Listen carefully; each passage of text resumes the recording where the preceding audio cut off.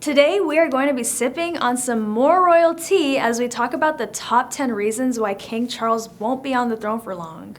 Starting off with number 10, as most of the royals, King Charles has quite a controversial history. Knowing the times he's grown up in, we can't easily say he just doesn't know any better, but I can't say I'd be surprised to know he doesn't really keep any woke people around him. I mean, after all, who would dare correct the king, right? In number 9, the royal scandals aren't complete with a little sprinkle of cheating. The prince infamously had an affair with Camilla while married to Princess Diana. And if you're unfamiliar with the story, the late princess had known about the affair and even had affairs of her own, but the lack of attention she was getting from her husband, also the father of two, Harry and William, was upsetting for her. After a transcript of a phone call between Charles and Camilla was leaked, which side note is very invasive, it revealed their affair because of how sexual the phone call was and was later named the Tampon Gate Scandal. Yeah, you heard that right. During the conversation, a very famous line said by Charles is constantly mocked where he says he wants to become a tampon so he could live inside Camilla's pants. How romantic. All the Princess Diana lovers also made it their mission to become extreme haters of Charles and even Camilla, leaving the royal affair and the two involved very unpopular amongst many.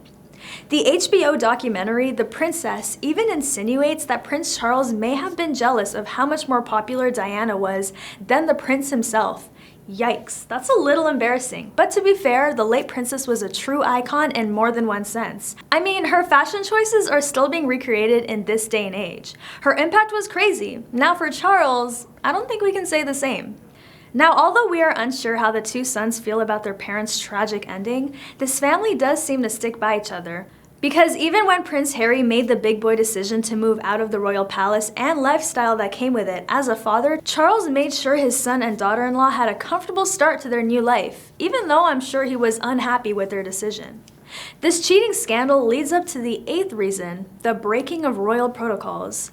After admitting that Charles had been cheating on Princess Diana, the two had filed for divorce after being separated for 4 years.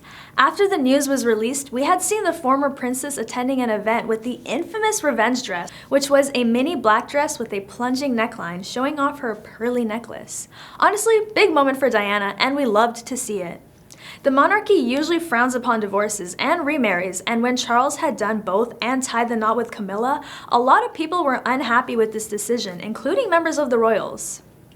Down to number 7, Prince Charles has been accused of attempting to influence the British government. In 2015, Charles received confidential papers on the inner workings of the British government that even elected ministers hadn't seen.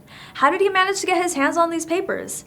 I have a feeling the excuse that he was a part of the monarchy is not a good enough reason, but for now, let's just say that is why, since it is undetermined. The Guardian received 27 memos dubbed the Black Spider Memos because it showed that the royal prince was somehow engaged in efforts about a range of issues, from orders of military helicopters during the Iraq War to illegal fishing of the Patagonian toothfish. The controversy here is that some believe it is normal for a royal to be involved in political affairs, while some think the members of the family should stay out of politics.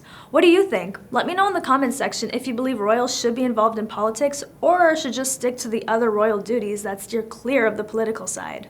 In number 6, another scandal for us to talk about, Charles allegedly accepted unofficial commissions from a previous Qatari prime minister for his charitable endeavors. As a supporter of homeopathy, he'd earned the label of being anti-science. Charles has also drawn criticism for his lavish spendings. The king has 6 homes on his estate, 11 secretaries, a large staff of servants, many expensive cars, and an annual salary of $20 million.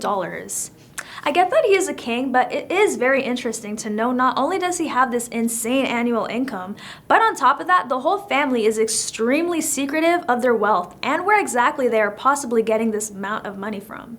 Any theories? I want to know what you think they could be doing for them to be able to afford this lifestyle. Number 5 on our list, Charles's alleged racism towards Meghan Markle.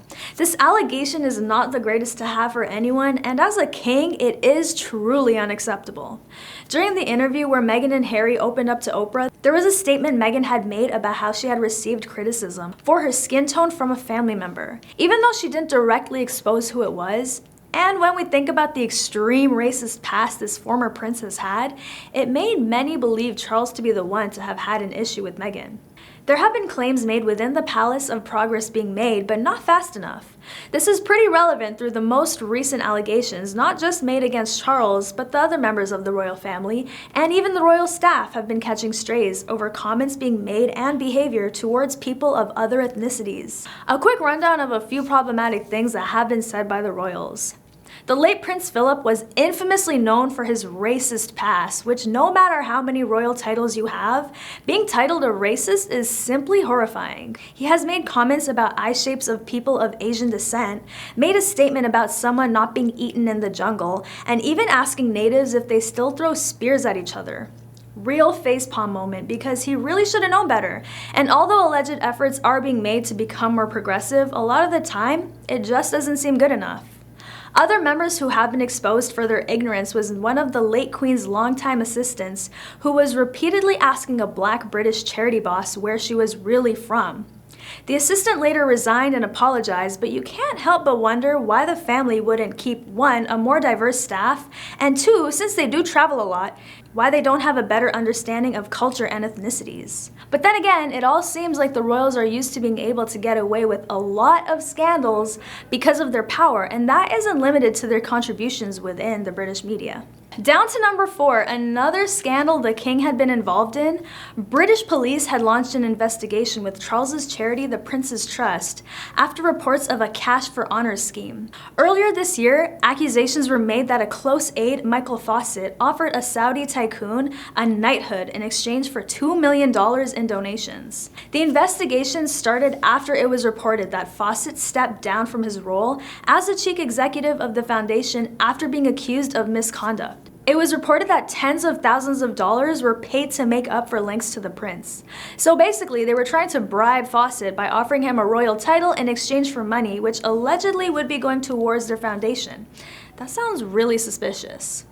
As hard as it might be for Charles, a key part of being the king is winning over the people. And as overwhelming his scandalous past has been, it is no surprise that there are still people who do not care for him as a king. Many reports from royal sources have claimed that the newly appointed king has waited 70 years for this moment and wants to do as much as he can to become a progressive monarchy and also to win over the hearts of the nation as well as internationally. But because of their actions, media outlets and those who are more engaged in the royal family drama, like us, have been diving more into the history of the royals, which let me tell you is not the most perfect or influential history in the world. Tainted by the countless controversies and scandals, the royal family has been catching a lot of heat about how they are not using their power for the greater good, but rather are abusing it while also remaining secretive. What are your thoughts? Do you think the royal family is being smart about the power they have? Considering the scandals the king and other members have been a part of, is it acceptable for them to be the way they are portrayed in the media? On to number 2, the royal couple Harry and Meghan have constantly been making headlines, which in turn makes the king look bad. If the news coverage was not harshly criticizing the every move of the Sussexes, the royal family would not be getting as much attention. Now, we all know that this couple stepped away from the royal life, and although this caused a great uproar within the nation, we can only imagine what went down in the palace when this news was first broken to the family.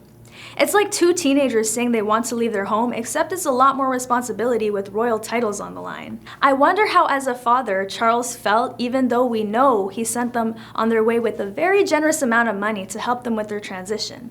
So, King Charles's official coronation is set to be in May, and many people do not want Meghan and Harry to show up. Being as rebellious as they are, I wouldn't be surprised if they came anyway, well, because 1, that is Harry's dad after all, and it's a big milestone for him, but also 2, the couple has made a point to not care about the criticism and backlash they have been getting during and after the time as royals. What do you think? Is the couple going to make an appearance at this royal event? Even though we all know if they do, the tension will be thick enough to cut with a knife. The king is preparing to deliver his first Christmas speech as monarch, which was said to be carefully written after the highly talked about docuseries made by and featuring Harry and Meghan, which was released earlier this month. Viewers are wondering if the king will address the couple in his speech along with Harry's remark about the family lying to protect Prince William. That could be one juicy speech, but personally, considering it is a message on Christmas, which usually does not involve themes of betrayal and lying, I highly doubt that will be addressed. A lot of the time, they tend to be quite unpredictable, so I guess we're gonna have to see. The speech, which was last announced by the Queen in 1957 and was the first televised one, this speech, which was recorded on December 13th, will be broadcast on Christmas Day, however the scheduled time has not yet been confirmed. And on to our final point, number 1 on our list is the history of scandals within the royal family leading up to Charles's contribution to the controversies. As we have already discovered, the royal family has a rule where it is frowned upon to divorce and also marry divorcees. Other members who have broken this rule include King Edward VIII, who fell in love with an American woman who had been divorced once before. His strong love towards her led him to step down from the throne to marry her. Princess Margaret also fell in love with a married man who ended up divorcing his wife and proposed to the princess. Back then, the Church of England did not accept this kind of marriage, and it did not end in a happy ending for the couple since they ended up having to call off the engagement. Just as the Tampon-Gate scandal that was revealed through a leaked phone call between Charles and Camilla, Diana's phone calls with her secret affair have also been leaked. This, among other things, led Diana to participate in an interview which eventually ended her long-gone relationship with Charles. Popularity. Prince Charles is the longest serving heir apparent in British history, but he hasn't enjoyed great popularity with people since more private details about his marriage to Diana, Princess of the People, became public knowledge. One 2018 poll showed that the popularity of the man who is now king is decreasing, while a recent Express poll revealed that people would prefer other royals ascend to the throne. Harsh, yes, but it's not completely without cause.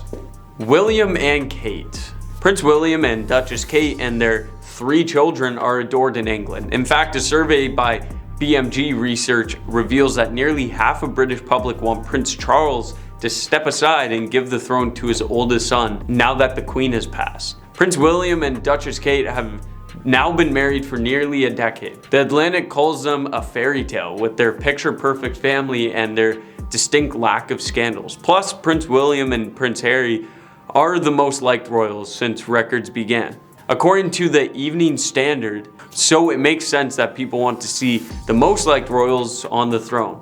They said Prince Harry's popularity may have taken a bit of a hit since he and Meghan stepped back from the royal duties, but it's still there. Well, that's all for today. I hope you enjoyed sipping this English tea with me. Thanks for watching.